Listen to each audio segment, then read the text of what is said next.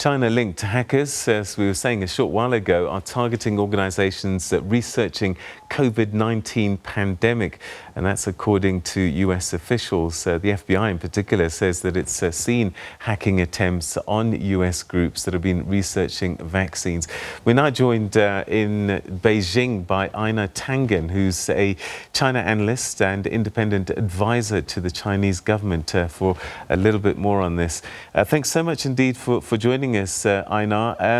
What do you make of these accusations that China-linked hackers are hacking into people working on trying to find a vaccine for COVID-19?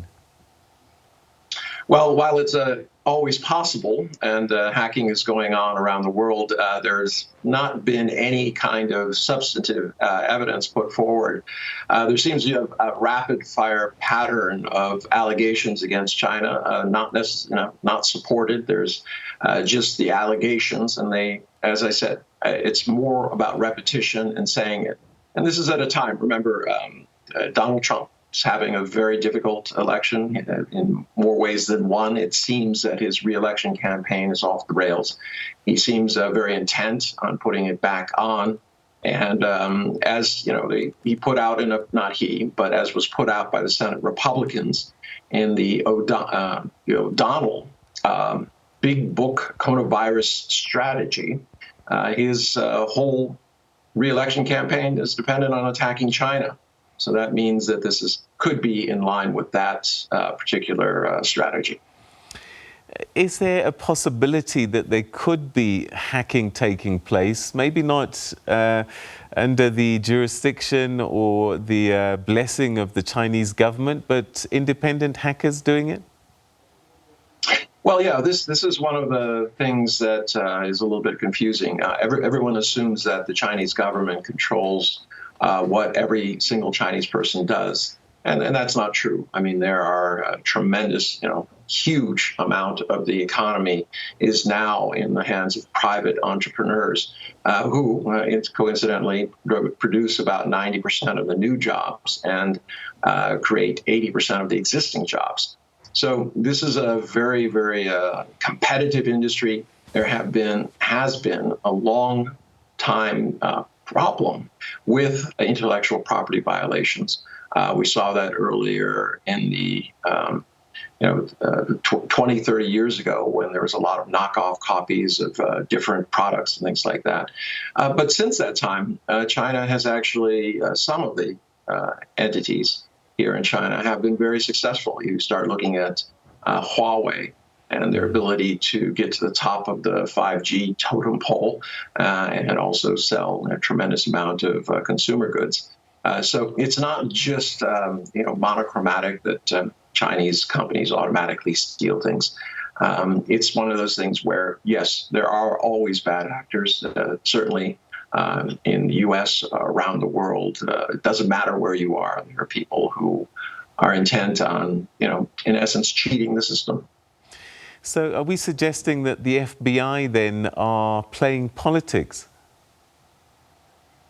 Well, I think it's quite clear that there's a tremendous amount of pressure on them. But I hopefully the FBI hasn't given in. Now, I mean, there are questions being brought forward, even within the FBI and the Justice Department about, for example, exonerating Flynn, who admitted that he lied and is now under, in a process to determine whether he was in fact in contempt of court. So, there's tremendous political levers being pushed by the Trump administration. He believes that this is all part of the political game. But I would like to believe that the FBI has found incidents where, especially private companies, are trying to find a shortcut to what could be a multi-trillion-dollar industry. I mean, this is tremendous amounts of reward if you can get it. And unfortunately, this attracts people, and it's not just China. I'm sure there are people all over the globe who would be very interested in taking shortcuts to get what they think is the pot of gold at the end of the rainbow. So these statements are quite provocative, particularly at a time when China and the United States are not enjoying the best of relations. We had a trade war going on in the run-up to this, and agreements which look very threatened now. Just how bad have things got between China and the U.S.? Well, I would say that it's at a historic low. I mean, there's really no corollary unless you start looking at the founding of the Communist Party. But as I said, I mean, some of this is structural, new power versus old power. But a lot of it is due to the kind of unique personalities that are involved. Xi Jinping is very intent on advancing his country's interests, trying to develop what he thinks is a stable, sustainable society. Donald Trump is, because he's in a system where he has to run, is intent on doing everything necessary to get himself reelected. And in his case, he believes that this means finding a villain. Remember, in the United States, we still cling to this kind of cowboy mentality. Where we're the guys in the white hat, and there's got to be somebody in the black hat. There has to be a contrast. Unfortunately, that is not necessarily always helpful when you're trying to deal on a global basis. We've seen that Donald Trump is willing to sacrifice the global community in his desire to, quote, put America first. It's not clear that that has gained a lot of fans among countries around the world. The attacks on the WHO, the UN, etc. These things seem to be pushing America out of the forefront. So really, if the U.S. wants to be the guy in the white hat with the badge, the sheriff's badge, trying to bring order to the world, it doesn't seem like it's doing that at this point. Is there any hope in mending fences before the U.S. election later this year, or is this parking this until the outcome of the election? Well, quite clearly, I mean, as I said before, Donald Trump's main election strategy is not to defend himself, but to attack China, to blame China for the delays in the handling of the coronavirus response in the U.S., for the deaths that occurred, for the economic damage. He does not want too much scrutiny on his actions, which, of course, the Democrats will be bringing forward. So you have this kind of asymmetric campaign where Trump will be trying to say, oh, it's all the Chinese fault. And the Democrats are saying, no, you were delinquent in your response to this very, very dangerous situation, and you should not be president again. All right, let's shift focus a little bit. They often say that when America sneezes, everybody catches cold, but China's economy has been growing and has been phenomenal for a long time, second largest in the world. Coronavirus came and it slowed things down significantly, as we're seeing in other parts of the world, but it looks as if things are turning around there. Take us through what the Chinese government has been trying to do to turn the economy around. Well, I mean, they've done a lot of things in the sense that they've mixed different approaches. The Chinese tend to be very cautious. They're very big on planning. You can see that they have, these 1 year, 2 year, 5 year, 30-year plans.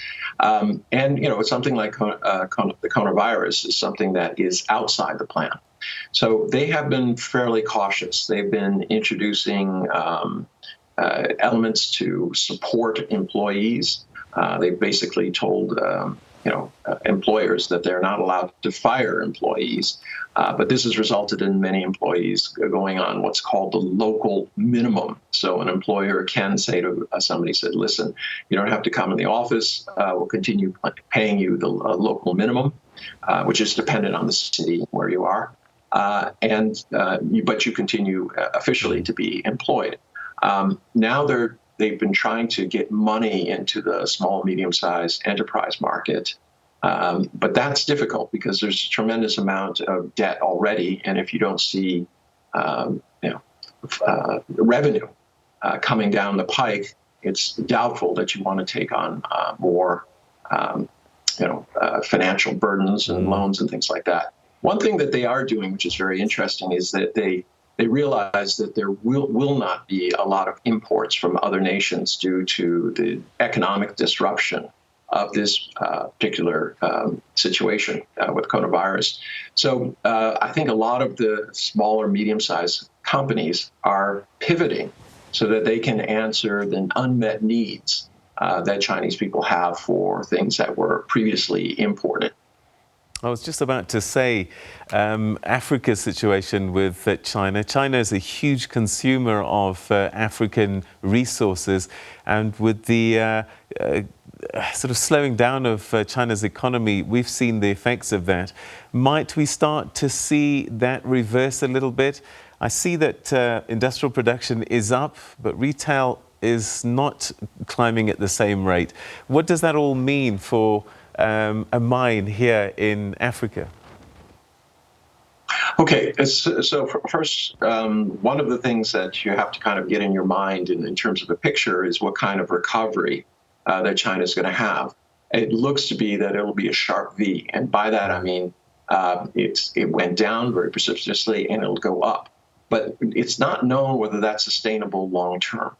So what's happened here is that the rest of the world has depended on China for a lot of intermediate goods, bits and pieces of things that either get assembled in Asia or are shipped to other countries where they're part of other products. So there's been a kind of backlog.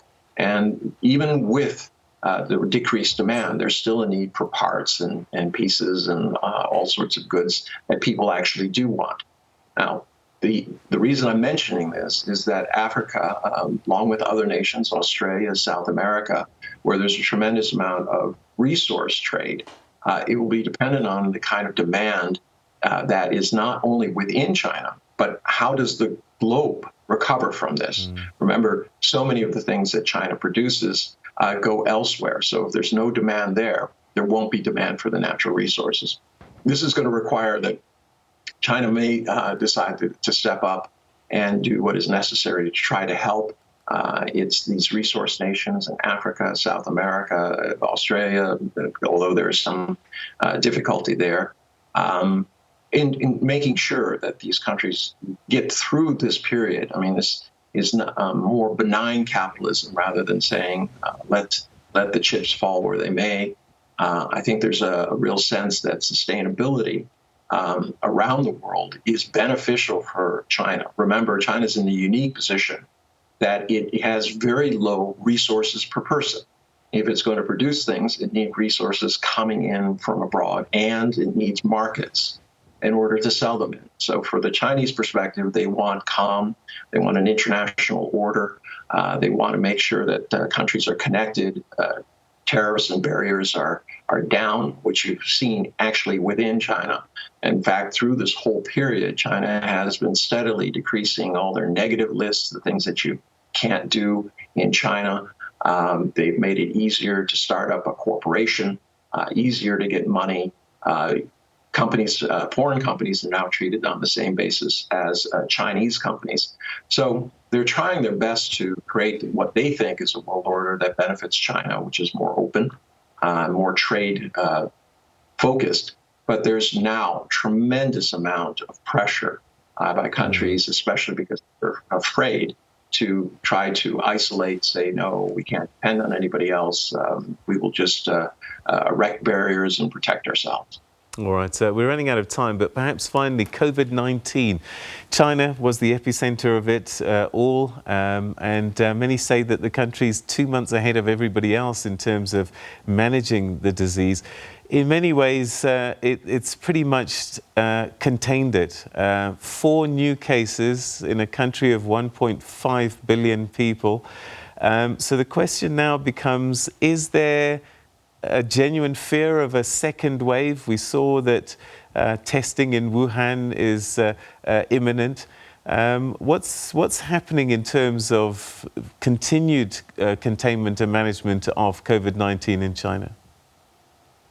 Well, China's approach to this is based on the science. They listen to their experts. now. I mean, there were missteps in the early part of the Wuhan situation by the local government, but when the central government got involved, they were very, very careful not to see this as political, but to see this as a health emergency that needed to be dealt with. China will continue on that path. They are very concerned about a second wave. But the way that they've approached it is, for instance, where I live in Beijing, a young man who went through quarantine for 14 days. He was a foreign student, Chinese, but was going to school abroad. Went out on his last day, got together with his friends, infected or potentially infected 30 people. But as soon as he had manifested, they were able to determine who he had met with that night and get them into quarantine and self-isolation.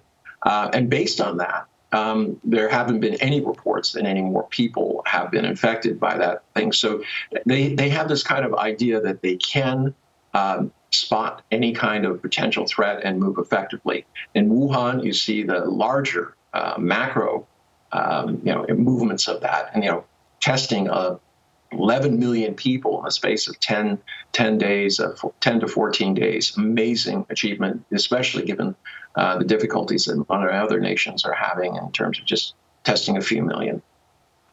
All right, Einar, we're going to have to leave it there. Thank you very much indeed for your analysis and your insights about the situation in China and its relationship in particular with the United States. Thank you so much indeed. 谢谢，再见。 Thank you. Okay, bye-bye. All right, so that's the situation in China. I can tell you 82,933 cases reported, only 4 overnight. They've been working almost military-type precision in managing the COVID-19 pandemic, and it has paid dividends. And as you just heard there, 11 million people tested in something like just under 2 weeks. It's remarkable.